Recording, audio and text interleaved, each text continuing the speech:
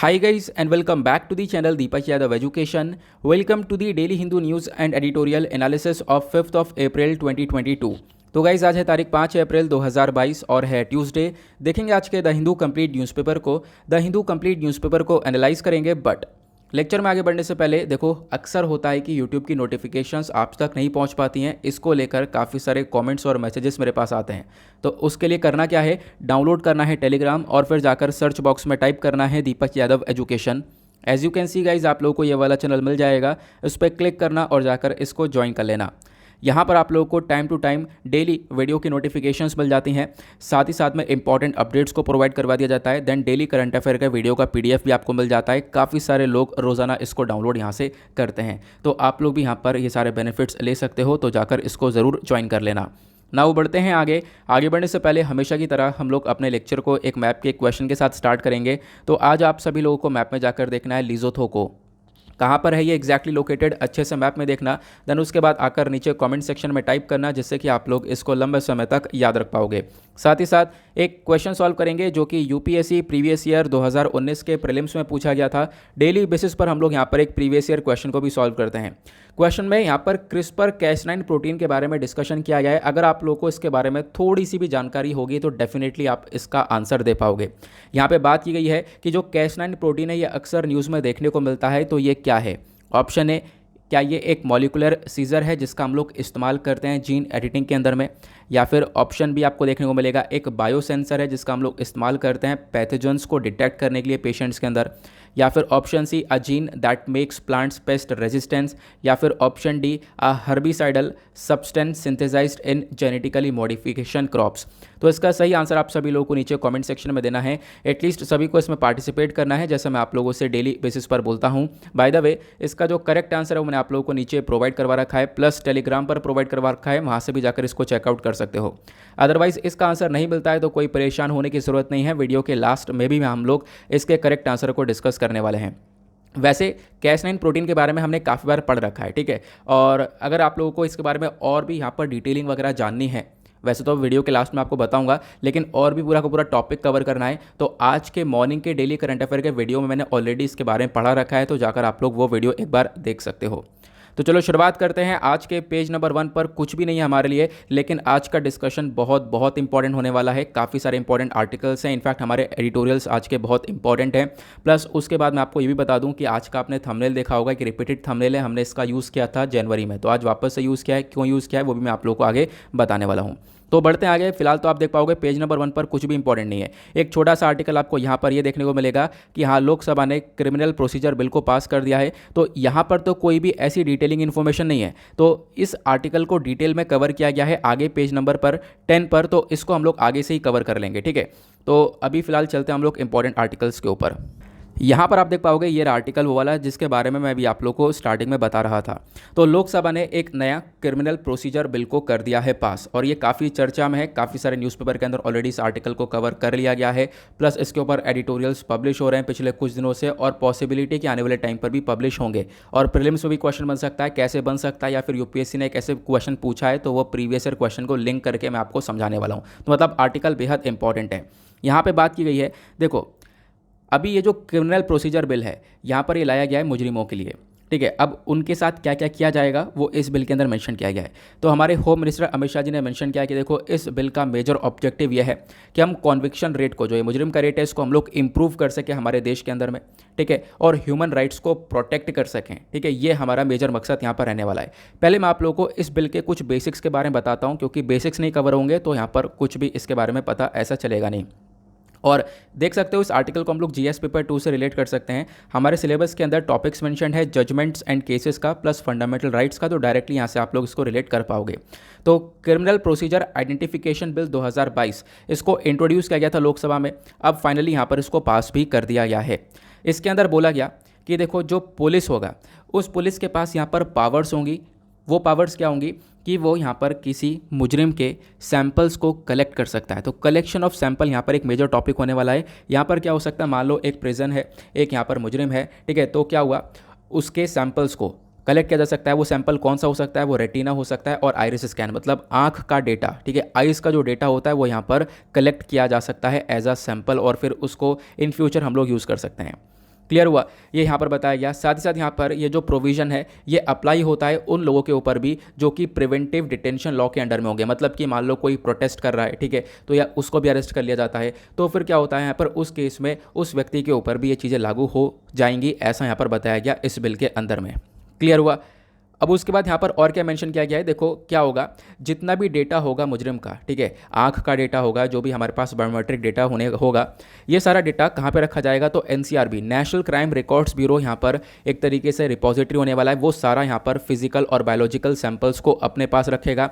Physical biological samples होगा या उस व्यक्ति का सिग्नेचर हो गया, हैंड राइटिंग वही जो भी डेटा होगा वो सब एनसीआरबी रखेगा और वहाँ पर उस डेटा को प्रोटेक्ट किया जा सकता है लगभग 75 ईयर्स तक। ये भी हमारे पास डेटा है।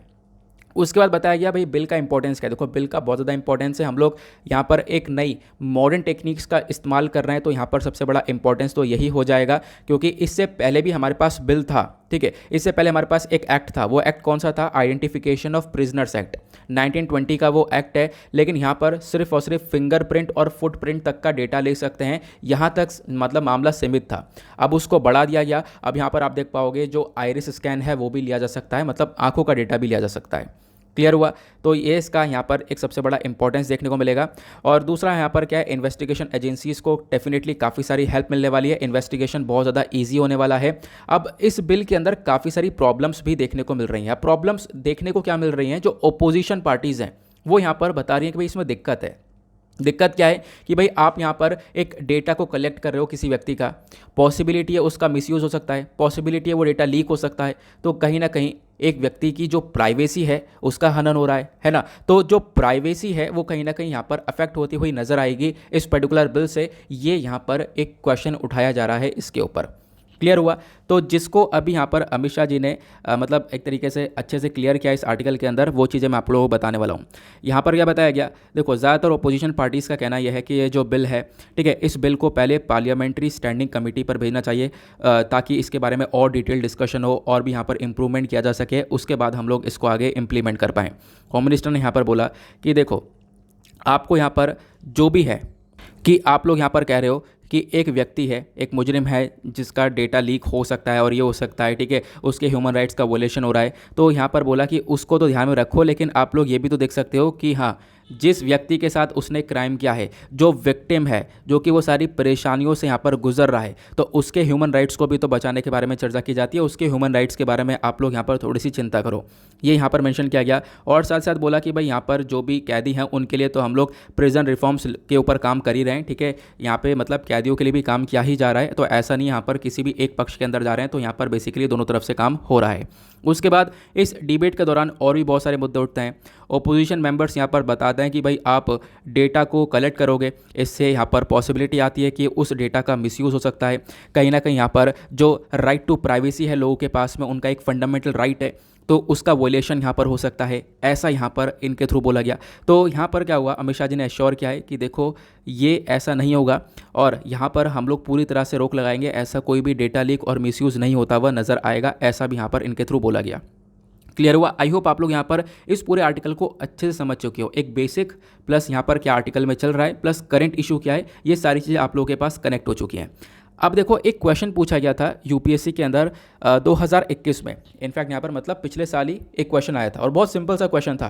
क्वेश्चन ये था कि जो राइट टू प्राइवेसी है इसको प्रोटेक्ट किया गया है under which article of the constitution of India, क्योंकि यहाँ पर राइट टू प्राइवेसी के बारे में चर्चा हो रही है। राइट टू प्राइवेसी एक फंडामेंटल राइट है, फंडामेंटल राइट से हम लोग देख पाते हैं मतलब हर बार क्वेश्चन आता ही आता है, ठीक है। तो यहाँ पर आप देख पाओगे ऑप्शन में क्या दिया गया, तो राइट टू प्राइवेसी को कहाँ पर प्रोटेक्शन मिली हुई है, option A article 15, article 19 option B, option C के अंदर आर्टिकल 21 दिया गया, ऑप्शन डी के अंदर आर्टिकल 29 दिया गया। तो इसका सही आंसर आप सभी लोग नीचे कमेंट सेक्शन में ज़रूर लिख सकते हो, ठीक है। बहुत सिंपल सा क्वेश्चन, इसमें कुछ बताने की ज़रूरत नहीं है, काफ़ी बार हम लोगों ने ऑलरेडी पढ़ रखा है। फंडामेंटल राइट्स काफ़ी बार हम लोगों ने पढ़ रखे हैं, पढ़ते ही रहते हैं उसको जब जब चर्चा में आते हैं। तो इसका सही आंसर आप सभी लोगों को नीचे कॉमेंट सेक्शन में देना है। चलो आगे बढ़ते हैं अगले आर्टिकल की तरफ। देन उसके बाद यहाँ पर एक आर्टिकल है, इंपॉर्टेंट है ये भी, जीएस पेपर 3 एनवायरमेंट से इसको रिलेट कर सकते हो। यहाँ पे बात की गई है कि भाई जो आईपीसीसी की रिपोर्ट है इसके माध्यम से हम लोग देखें तो चीज़ें आज के टाइम पर सही चल नहीं रही हैं। वो चीज़ें क्या हैं यहाँ पर हम लोग कवर करते हैं। देखो कुछ साइंटिस्ट हैं, ठीक है, जो कि यहाँ पर United nation inter governmental panel on climate change का यहाँ पर हिस्सा हैं। तो इन्होंने यहाँ पर मंडे में ये बोला कि आज के टाइम पर जितने भी कोल फायर्ड पावर प्लांट्स हैं, मतलब ऐसे पावर प्लांट जहाँ पर कोयले को जलाया जा रहा है, उससे यहाँ पर पावर को बनाया जा रहा है, ठीक है। और ये जो पावर प्लांट्स हैं इनके पास CCS नहीं है, ठीक है। CCS का मतलब है कैप्चर एंड स्टोर कार्बन। मतलब पावर प्लांट्स चल तो रहे हैं, कोयला खूब जलाया जा रहा है, लेकिन अब क्या हो रहा है, कोयला जल रहा है, उससे पावर जनरेट हो रहा है, लेकिन एक चीज़ ये भी तो हो रही है कि वहाँ से कार्बन भी रिलीज़ हो रहा है, पोल्यूशन काफ़ी ज़्यादा हो रहा है। ऑब्वियस सी बात है, कोयला जला रहे हैं तो पोल्यूशन हो रहा है, कार्बन बहुत ज़्यादा रिलीज़ हो रहा है। तो इन पावर प्लांट्स के पास कार्बन को कैप्चर करने की टेक्नोलॉजी नहीं है, जबकि ये टेक्नोलॉजी हमारे पास है, लेकिन इस टेक्नोलॉजी का ये पावर प्लांट्स यूज़ नहीं कर पा रहे हैं, ठीक है। तो बेसिकली यहाँ पर यही बोला गया कि पावर प्लांट्स इस टेक्नोलॉजी का यूज़ नहीं करेंगे तो इससे पोल्यूशन लगातार बढ़ता रहेगा और आने वाले टाइम पर गर्मी और ज़्यादा बढ़ जाएगी, टेम्परेचर और इंक्रीज़ होगा, जिससे बहुत सारे एनवायरमेंटल आप कह सकते हो कंसर्न्स देखने को मिलने वाले हैं दुनिया भर के अंदर में। क्लियर हुआ? तो इन्होंने बोला कि भाई यहाँ पर जो जो पावर प्लांट्स CCS को नहीं यूज़ कर रहे हैं उन सबको शट डाउन कर देना चाहिए 2050 तक, ऐसा यहाँ पर बोला गया, ठीक है। अगर हम लोगों को अपना जो हमने टारगेट सेट कर रखा है, ग्लोबल टेम्परेचर जो है 1.5 डिग्री सेल्सियस तक लिमिटेड रहे, तो अगर इस सेक्टर में हम लोग को चलना है तो ये काम तो करना पड़ेगा, अदरवाइज़ नहीं तो ऐसा पोल्यूशन होता रहेगा और टेम्परेचर लगातार इंक्रीज़ होता रहेगा। ये यहाँ पर बताया गया। ये सारी बातें यहाँ पर कुछ साइंटिस्ट हैं, कुछ एक्सपर्ट्स हैं, इन्होंने यहाँ पर बोला है। कुछ एक्सपर्टीज़ है जो कि यहाँ पर एनालाइज कर रहे हैं कि किस प्रकार से यहाँ पर जो ये ग्रीन हाउस गैस का इमिशन है इसको हम लोग रोक सकते हैं। ग्रीन हाउस गैस मतलब यहाँ पर जो ये पोल्यूशन है इसको हम लोग कैसे रोक सकते हैं, इसके ऊपर यहाँ पर काम किया जा रहा है। साथ ही साथ बताया गया, अगर हम लोग यहाँ पर एक बॉडी है जिसके बारे में बताया गया सेंट्रल इलेक्ट्रिसिटी अथॉरिटी, इसके अकॉर्डिंग बात करें तो इंडिया के अंदर लगभग 211 gigawatt of operational coal fired power plants देखने को मिलते हैं। अगर हम लोग इसे दुनिया से कंपेयर करें तो लगभग ग्लोबल जो कैपेसिटी है हमारी उसका 10% फायर पावर प्लांट्स आपको इंडिया के अंदर देखने को मिलेंगे। साथ ही साथ बताया गया ये जो फायर पावर प्लांट्स हैं यहाँ पर आप लोग देख पाओगे इसमें से काफ़ी सारे कंस्ट्रक्टेड हैं और काफ़ी सारे में कंस्ट्रक्शन चल रहा है, वो इन्फॉर्मेशन दी गई वो कुछ खास नहीं है। लेकिन ये भी बोला गया कि भाई जितने भी पावर प्लांट्स हैं एग्जिस्टिंग है, जो कि काम कर रहे हैं, कंस्ट्रक्शन में चल रहे हैं, तो उन सभी पावर प्लांट्स के अंदर CCS फैसिलिटी नहीं है। CCS मतलब वही कार्बन कैप्चर वाली, ठीक है, कि हम लोग कार्बन को स्टोर करें, कैप्चर करें। ऐसा ना हो कि कार्बन को हम लोग एनवायरमेंट में रिलीज़ ना करने दें, ठीक है, कार्बन को वहीं पर हम लोग स्टोर करके रख लें। तो ये वाली टेक्नोलॉजी यहाँ पर इन पावर प्लांट्स के पास नहीं है। तो कहीं ना कहीं इंडिया के अंदर भी काफ़ी सारा कंसर्न है, ऐसा यहाँ पर इस पर्टिकुलर आर्टिकल के अंदर बताया गया। देन उसके बाद बताया कि भाई हम लोग ये काम कर सकते हैं, हम लोग रोक सकते हैं, हमारे पास पोटेंशियल है। यहाँ पर मेंशन किया गया कि भाई अगर हम लोग चेंजेस करें, ठीक है, अगर हम लोग थोड़ा सा ये बदलाव कर सकते हैं तो इससे काफ़ी सारे बदलाव आने वाले टाइम पर देखने को मिलेंगे। सबसे बड़ी बात थोड़ा बहुत बदलाव लाइफस्टाइल के अंदर, बिहेवियर के अंदर अगर हो जाए तो इससे हम लोग ग्रीन हाउस गैस एमिशन को कम कर सकते हैं 2050 तक। ये सारी बातें IPCC के थ्रू बोली गई, काफ़ी सारे साइंटिस्ट जो कि इसके अंडर में काम कर रहे हैं उनके थ्रू बोली गई है, ठीक है। यहाँ पे बोला गया कि भाई अगर हम लोग आगे अभी से स्टेप्स उठाएं तो आने वाले टाइम पर जो लाइफस्टाइल है उसके अंदर एक काफ़ी बड़ा बदलाव देखने को मिल सकता है। इससे ह्यूमन और वेलबींग दोनों ही काफ़ी अच्छे से इंप्रूव हो सकता है। देन उसके बाद इतनी देर से मैं IPCC कर रहा हूँ, ये है क्या IPCC, इसके बारे में आप लोगों को कुछ बता देता हूँ। एक फैक्चुअल इन्फॉर्मेशन है जो कि डायरेक्टली आपको प्रीलिम्स में हेल्प करेगी, ठीक है। इसकी फुल फॉर्म है inter governmental panel on climate change. आपको पता होगा इसको लेकर एक काफ़ी सारी रिपोर्ट्स वगैरह को भी लेकर आता रहता है। तो एक इंटर गवर्नमेंटल बॉडी है यूनाइटेड नेशन की, जहाँ पर बहुत सारी कंट्रीज़ की गवर्नमेंट मिलकर काम करती हैं। इस बॉडी को एस्टेब्लिश किया गया था 1988 में बाय दी WMO, मतलब कि वर्ल्ड मेट्रोलॉजिकल ऑर्गेनाइजेशन, और साथ ही साथ यूनाइटेड नेशन एनवायरमेंट प्रोग्राम के थ्रू। इसका हेडक्वार्टर आपको जेनेवा स्विट्जरलैंड के अंदर देखने को मिलता है। 195 मेंबर्स है इसके अंदर। इसका काम है कि भाई एनवायरमेंट को एक प्रोटेक्शन देना, क्लाइमेट चेंज को रोकना, ठीक है, फ्यूचर रिस्क को यहाँ पर एक तरीके से कम करने का ये काम करता है। क्लियर हुआ? तो ये यहाँ पर चीज़ें मेंशन की गई। आई होप आप लोगों को यहाँ पर एक एक बात बहुत अच्छे से समझ में आ चुकी है। प्लस और क्या बताया गया कि भाई हम लोग अगर आज के टाइम पर अगर ये काम कर लेते हैं, इस पोल्यूशन को रोक लेते हैं, अपने टेम्परेचर को लिमिट करके चलते हैं, तो इससे काफ़ी सारे फ़ायदे तो देखने को मिलेंगे। प्लस हम लोग क्या कर सकते हैं, 2025 तक जितना एमिशन करना है कर लो, उसके बाद यहाँ पर इसको डाउन करना चालू करो और यहाँ पर इसको रिड्यूस कर दो 2030 तक, फिर 2050 तक यहाँ पर पूरी तरह से कार्बन को ख़त्म करना है, ठीक है। कार्बन न्यूट्रलिटी की तरफ बढ़ना है, जिससे कार्बन होगा नहीं, जिससे कि यहाँ पर पोल्यूशन नहीं होगा, ठीक है। आई होप आप लोग यहाँ पर इसको समझ गए होंगे एग्जैक्टली यहाँ पर क्या क्या बातें बोली गई हैं। तो यहाँ पर बोला गया कि भाई बिल्कुल काम करना ज़रूरी है। अगर आप लोग यहाँ पर अभी से स्टेप नहीं उठाओगे तो यह आने वाले टाइम पर हमारे लिए कहीं ना कहीं इम्पॉसिबल सा नज़र आता हुआ देखने को मिलेगा। ये था हमारा एक छोटा सा आर्टिकल जिसका इंपॉर्टेंस आपको पता है। आगे चलते हैं नेक्स्ट आर्टिकल की तरफ।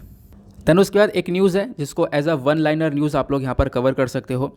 यहाँ पे बोला गया है जो विनय क्वात्रा हैं ये यहाँ पर एक नए फॉरेन सेक्रेटरी बनते हुए नजर आएंगे, ऐसा यहाँ पर बताया जा रहा है। ठीक है, तो एक वन लाइनर ही न्यूज़ है, आप लोग इसको वन लाइनर की तरह याद रखो, ज़्यादा डिटेलिंग में इसके जाओ मत, हमारे काम में जितना आएगा नहीं। तो फिलहाल इतना बता सकते हो कि करंट टाइम पर फॉरेन सेक्रेटरी कौन है, ठीक है, जिसको ये रिप्लेस करने वाले हैं। चलो आगे बढ़ते हैं।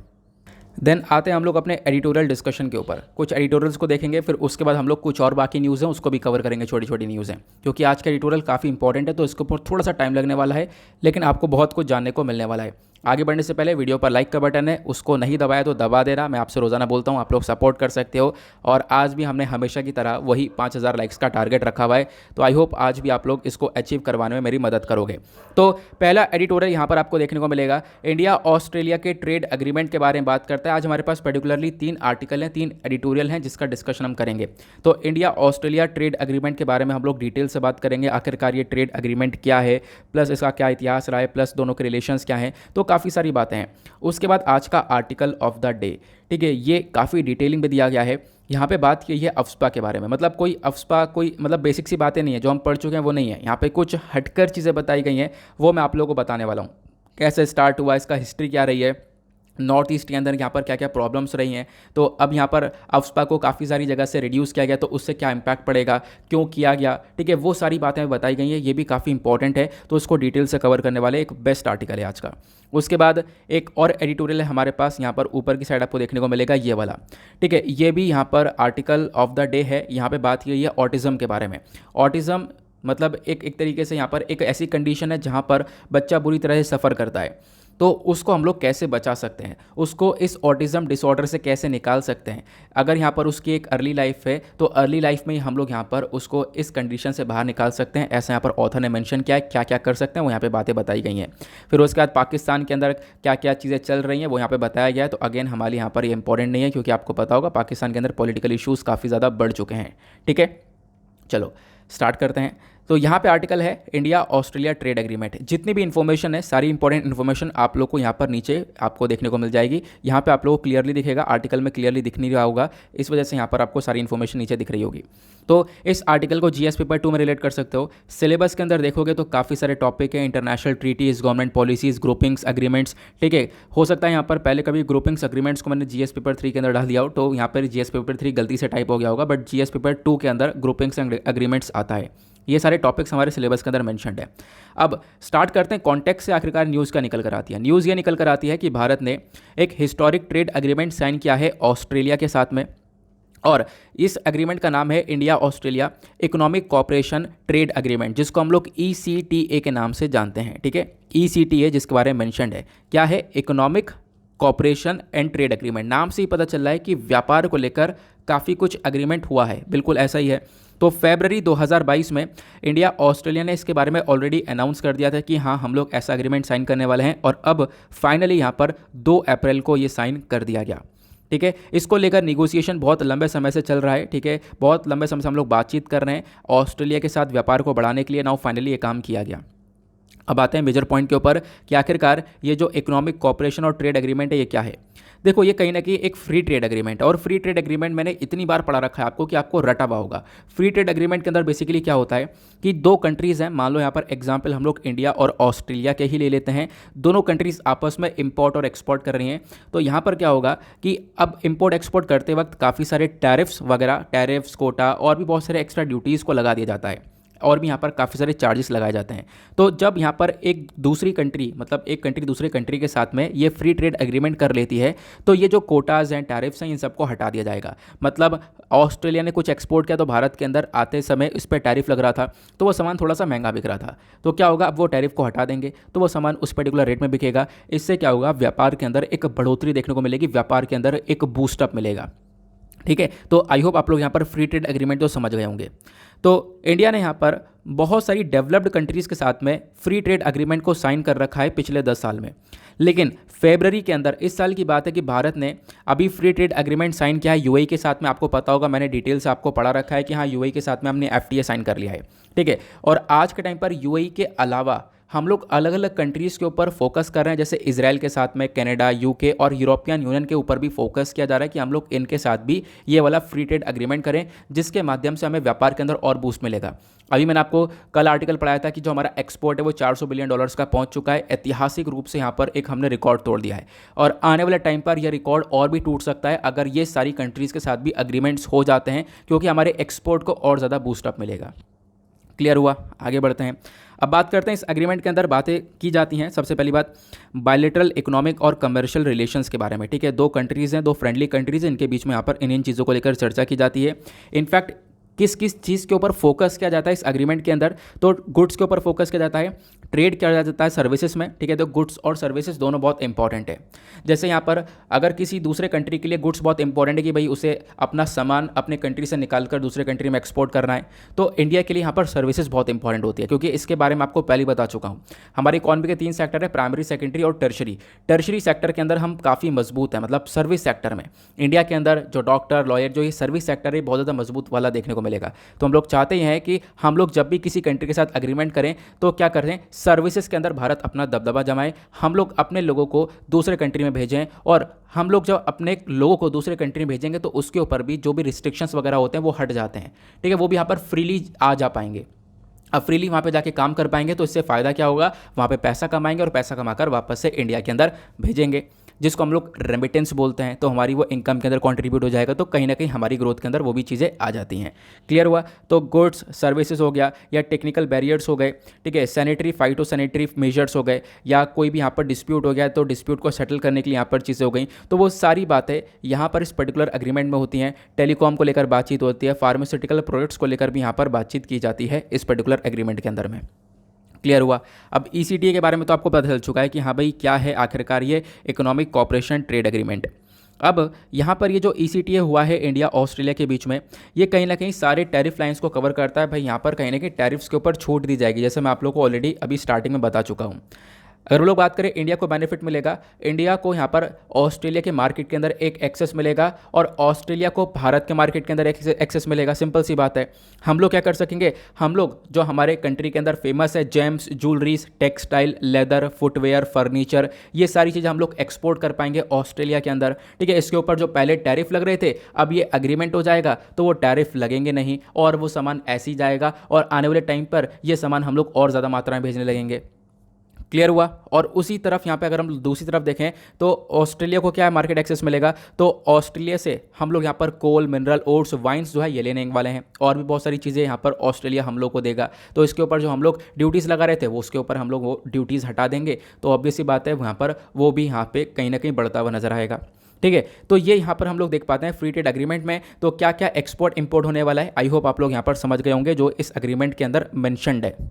देन इसी एग्रीमेंट के अंदर बताया गया कि जो भारत के बहुत सारे ग्रेजुएट्स हैं फ्रॉम स्टेम। स्टेम क्या है, तो यह है साइंस, टेक्नोलॉजी, इंजीनियरिंग, मैथमेटिक्स। अगर यहाँ पर इसमें से कोई भी ग्रेजुएट व्यक्ति है तो वो उसको ग्रांट मिलेगा कि वो जाए अपना यहाँ पर आप कह सकते हो कि मतलब कि एक तरीके से पोस्ट स्टडी जो वर्क वीज़ाज़ हैं उसके ऊपर यहाँ पर मतलब उसको एक्सटेंड किया जाएगा। साथ साथ यहाँ पर ऑस्ट्रेलिया के अंदर हम लोग देख पाएंगे हमारे जो एक तरीके से लोग हैं हम लोग उनको भेज पाएंगे ताकि वो लोग वहाँ पर काम कर सकें, अपनी सर्विसेज वगैरह वहाँ पर दे सकें। ठीक है, तो ऑस्ट्रेलिया यहाँ पर एक तरीके से सेटअप करेगा एक प्रोग्राम को जहाँ पर वो वीज़ा देगा यंग इंडियंस को, ताकि यंग इंडियंस वहाँ पर जाएं अपने वर्किंग हॉलीडेज़ को परस्यू करें ऑस्ट्रेलिया के अंदर में। तो ये सारी बातें भी यहाँ पर करी गई हैं। तो इनफैक्ट यहाँ पर भारत को डेफिनेटली काफ़ी ज़्यादा फ़ायदा मिलने वाला है इस पर्टिकुलर एग्रीमेंट से। अब बात करते हैं कि इस एग्रीमेंट का इंपॉर्टेंस क्या है, महत्व क्या है। तो सबसे पहली चीज़ यहाँ पर आपको ये ध्यान रखना है कि कहीं ना कहीं ये जो एग्रीमेंट है ये ज़ीरो ड्यूटी एक्सेस के ऊपर काम करने वाला है। मतलब जो हम लोग एक्सपोर्ट करेंगे James, jewellery, textile, apparel, leather, तो इसके ऊपर भी आप कह सकते हो ड्यूटीज़ बहुत कम लगेंगी। प्लस यहाँ पर क्या होगा, इससे बायलैटरल जो ट्रेड होगा, मतलब दोनों कंट्रीज़ के बीच में व्यापार होने वाला है गुड्स को लेकर, ये बूस्ट होगा। सर्विसेज को लेकर जो व्यापार होगा वो बूस्ट होगा। यहाँ पे बताया जा रहा है कि आने वाले 5 साल में यह व्यापार 45 से 50 बिलियन डॉलर्स तक पहुँच सकता है इनफैक्ट। और आज के टाइम पर लगभग ये 27 यानी 27 बिलियन डॉलर्स के आसपास है, तो लगभग डबल हो जाएगा। यहाँ पे हम लोग इसके ऊपर फोकस करेंगे। तो इसके साथ साथ यहाँ पर एक महत्व ये भी होगा कि ये तो काम हो ही रहा है, इसके साथ साथ बहुत सारी लगभग 1 मिलियन लगभग 10 लाख के आसपास जॉब्स क्रिएट होंगी, ऐसा भी बोला गया है। सरकार ने यहाँ पर एस्टिमेशन दिया है। सरकार ने बोला यह है कि हम लोग ऑस्ट्रेलिया से रॉ मटेरियल परचेस करेंगे, रॉ मटेरियल आएगा, उसको हम लोग फिनिश गुड्स में कन्वर्ट करके भेजेंगे, तो यहाँ पर इसके अंदर काफ़ी सारे लोगों की रिक्वायरमेंट होगी, तो कम से कम 10 लाख लोगों के आसपास जॉब्स मिलने वाली हैं। ठीक है, ये यहाँ पर बताया गया। साथ ही साथ और क्या बोला गया कि देखो इससे यहाँ पर क्या होगा, जो ऑस्ट्रेलिया का एक्सपोर्ट है उसके ऊपर भी यहाँ पर जो ड्यूटी एक्सेस है उसके ऊपर मतलब आप देख पाओगे काफ़ी छूट मिलेगी। ठीक है, जो इंडियन मार्केट के अंदर वो सामान भेजेगा, चाहे वो कोल हो गया, शीप मीट हो गया, वूल हो गया, ठीक है, तो ये सब के ऊपर ड्यूटीज़ जो है बहुत ज़्यादा लो लगने वाली हैं, मतलब या फिर ना के बराबर लगने वाली हैं। साथ ही साथ ऑस्ट्रेलियन वाइन्स, आलमंड्स हो गए, लेंटिल्स और भी यहाँ पर कुछ फ्रूट्स वगैरह हो गए जिनके ऊपर बहुत ज़्यादा कम ड्यूटी लगने वाली है। ठीक है, जिससे यहाँ पर क्या होगा, व्यापार के अंदर एक बढ़ोतरी देखने को मिलेगी। तो ये था जो भी यहाँ पर अग्रीमेंट था। ठीक है, तो अग्रीमेंट के अंदर जितना भी डिस्कशन है वो तो हम लोगों ने डिस्कस किया, लेकिन अब बात करते हैं हम लोग आखिरकार इंडिया और ऑस्ट्रेलिया के व्यापार को लेकर रिलेशंस अच्छे हैं या कैसे हैं, ये हम लोग यहाँ पर बात करेंगे। इंडिया ऑस्ट्रेलिया की जब हम लोग बात करते हैं तो दोनों कंट्रीज़ के बायलैटरल रिलेशंस बहुत ज़्यादा मजबूत हैं आज के टाइम पर। ठीक है, यहाँ पर अगर हम बात करें तो पिछले कुछ सालों के अंदर व्यापार बहुत ज़्यादा बढ़िया हुए हैं। ठीक है, हम लोग पिछले कुछ सालों में देखें तो एक फ्रेंडली पार्टनरशिप की तरह दोनों कंट्रीज़ के अंदर एक ग्रोथ देखने को मिली है। प्लस हमें बताया गया कहीं ना कहीं एक स्पेशल पार्टनरशिप आपको यहाँ पर देखने को मिल जाएगी दोनों कंट्रीज़ में। पार्लियामेंट्री डेमोक्रेसीज, कॉमनवेल्थ ट्रेडिशंस और प्लस इकोनॉमिक एंगेजमेंट दोनों आपस में कर रहे हैं, plus people to people ties लगातार बढ़ते हुए नजर आ रहे हैं। तो काफ़ी सारी चीज़ें देखने को मिलेंगी जहाँ पर दोनों कंट्रीज़ एक दूसरे के साथ काफ़ी सारी चीज़ों को शेयर करते हैं। देन उसके बाद इंडिया ऑस्ट्रेलिया का जो कॉम्प्रहेंसिव स्ट्रेटेजिक पार्टनरशिप है, यहाँ पर आप कह सकते हो ये भी स्टार्ट किया गया था। जो Indian Australian leader virtual summit हुआ था जून 2020 के अंदर। वर्चुअल समिट मतलब देखो जून 2020 में एक वीडियो कॉन्फ्रेंस के माध्यम से समिट हुआ जहाँ पर इंडिया ऑस्ट्रेलिया ने डिस्कशन किया। तभी से हमारी जो स्ट्रेटेजिक पार्टनरशिप है वो काफ़ी हद तक मजबूत होती हुई नजर आ रही है, और तभी से आप लोग कह सकते हो कहीं ना कहीं हम लोग को अपने रिलेशंस को और ज़्यादा मजबूत करने का, अपने व्यापार को और ज़्यादा बढ़ाने का एक फाउंडेशन स्टोन मिल गया था। क्लियर हुआ। देन उसके बाद इंडिया ऑस्ट्रेलिया के जो इकोनॉमिक और कमर्शियल रिलेशंस लगातार ग्रो हो रहे हैं। ठीक है, ये कहीं ना कहीं यहाँ पर क्या करेंगे, कंट्रीब्यूशन देंगे दोनों कंट्रीज़ के रिलेशनशिप को और ज़्यादा गहरा बनाने में। तो दोनों कंट्रीज़ के रिलेशनशिप कहीं ना कहीं और ज़्यादा मजबूत होते हुए नजर आएंगे। इंडिया ऑस्ट्रेलिया दोनों एक दूसरे के लिए इंपॉर्टेंट ट्रेडिंग पार्टनर्स हैं। ऑस्ट्रेलिया यहाँ पर 17th लार्जेस्ट ट्रेडिंग पार्टनर है इंडिया का, और इंडिया यहाँ पर ऑस्ट्रेलिया का 9वां लार्जेस्ट ट्रेडिंग पार्टनर है। ऐसा आप लोग यहाँ पर ध्यान में रख सकते हो। इंडिया ऑस्ट्रेलिया जो बायलैटरल ट्रेड है, ठीक है, चाहे वो मर्चेंडाइज का हो चाहे वो सर्विसेज का हो, ठीक है, गुड सर्विसेज दोनों का आप लोग जो ट्रेड देख पाओगे वो कहीं ना कहीं आज के टाइम पर 2021 के अंदर वो $27.5 बिलियन का पहुंच गया था, जिसको हम लोग बढ़ाकर फोकस करने वाले हैं कि $50 बिलियन तक इसको हम लोग पहुंचा पाएं। इंडिया का जो मर्चेंडाइज एक्सपोर्ट आपको देखने को मिलेगा ऑस्ट्रेलिया के अंदर वो लगभग 135% से ग्रो होता हुआ नजर आया है 2019 से 2021 के बीच में। ठीक है, तो यहाँ पर ये लगातार ग्रोथ देखने को मिली है। फिर उसके बाद बताया गया जो इंडिया का एक्सपोर्ट है इसके अंदर आप लोग देख पाओगे तो फिनिश्ड प्रोडक्ट्स भी आपको यहाँ पर देखने को मिलेंगे, जिसकी एक लगभग वैल्यू बताई जा रही है $6.9 बिलियन की आपको देखने को मिलेगी। तो मतलब काफ़ी आप देख रहे हो कि पिछले कुछ सालों के अंदर कितनी तेज़ी से यहाँ पर जो व्यापार है इसके अंदर एक ग्रोथ देखने को मिली है। प्लस इंडिया का जो मर्चेंडाइज इंपोर्ट है, मतलब ऑस्ट्रेलिया से जो भी हम लोगों ने इंपोर्ट किया है वो $15.1 बिलियन का आपको देखने को मिलेगा 2021 के अंदर में। ठीक है, ये आप लोग ध्यान में रख सकते हो। ज़्यादातर हमने रॉ मटेरियल्स को ही इंपोर्ट किया है, मिनरल्स को इंपोर्ट किया है और कुछ गुड्स को हमने यहाँ पर इंपोर्ट किया है। फिर यहाँ पे बताया गया आगे की बात करें तो इंडिया ऑस्ट्रेलिया दोनों यहाँ पर आपको क्वाड के मेंबर देखने को मिलते हैं। क्वाड बेसिकली एक ग्रुप है जिसके अंदर आपको 4 देश देखने को मिलते हैं, इंडिया, ऑस्ट्रेलिया, USA, जापान। ठीक है, तो यहाँ पर हम लोग अगर देखें तो इस क्वाड का दोनों ही कंट्री हिस्सा हैं, और यहाँ पे आप देख पाओगे इसकी वजह से भी दोनों कंट्रीज़ के बीच में जो कॉपरेशन है वो काफ़ी ज़्यादा बढ़ जाता है, और इंडो पैसिफिक रीजन को लेकर भी यहाँ पर ये कंट्रीज़ काफ़ी तक कंसर्न रहती है, उसको लेकर भी यहाँ पर काफ़ी सारा काम करती हैं। आई होप आप लोग यहाँ पर काफ़ी सारी बातें बहुत अच्छे से समझ चुके हो कि एग्जैक्टली व्यापार रिलेशंस क्या क्या हैं, कहाँ पर स्टैंड करते हैं इन दोनों कंट्रीज़ के ट्रेड। क्लियर हुआ? सारी इन्फॉर्मेशन हम लोगों ने यहाँ पर क्लियर कर ली है, बहुत सिंपल शब्दों में आप लोगों को समझ में आ चुका होगा।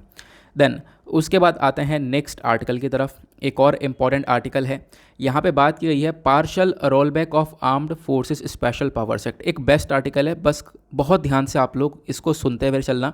ठीक है, आपको एक एक चीज़ यहाँ पर क्लियर होती हुई चलेगी। जो भी इन्फॉर्मेशन है वो सब आपको मैंने यहाँ पर नीचे प्रोवाइड करवा दी, आप लोग यहाँ पर देख पा रहे होंगे। तो कॉन्टेक्स्ट क्या है, न्यूज़ ये निकल कर आती है कि हमारी जो केंद्र सरकार है इन्होंने अभी अफ्स्पा एक्ट को विड्रॉ कर लिया है 3 नॉर्दर्न ईस्ट स्टेट से।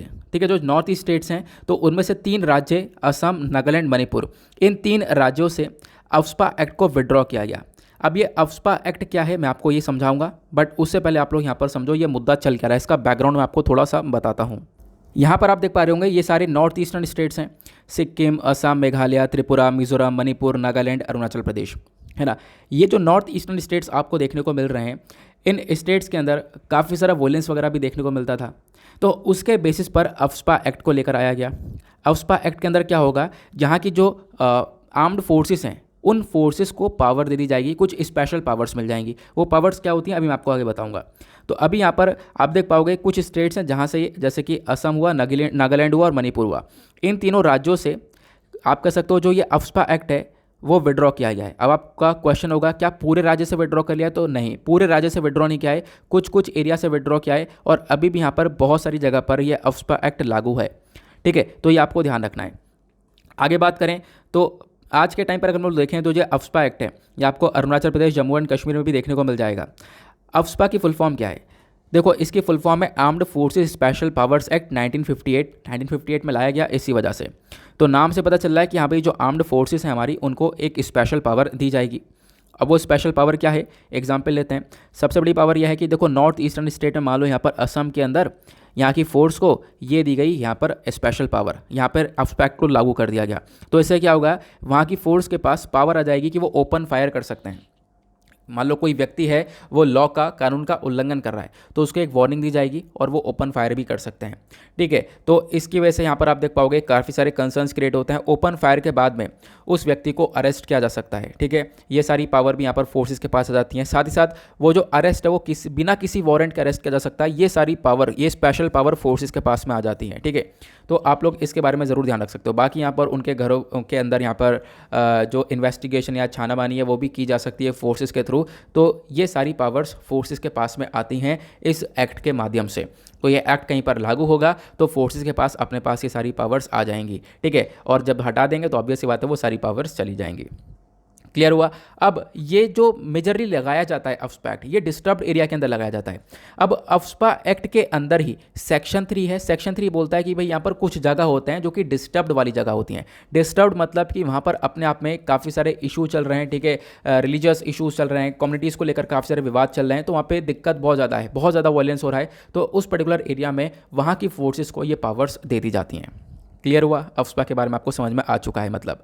अब बात करते हैं करेंटली हमारे जो होम मिनिस्ट्री है, इन्होंने यहाँ पर एक तरीके से एक पीरियोडिक डिस्टर्ब्ड एरिया को इशू कर रखा है, प्लस यहाँ पर नोटिफिकेशन जारी करते हैं कि भाई अफ्स्पा एक्ट को एक्सटेंड कर देना है। तो आगे के टाइम पर नागालैंड, अरुणाचल प्रदेश में आपको देखने को मिलेगा काफ़ी सारी जगह पर अफ्स्पा एक्ट लागू है।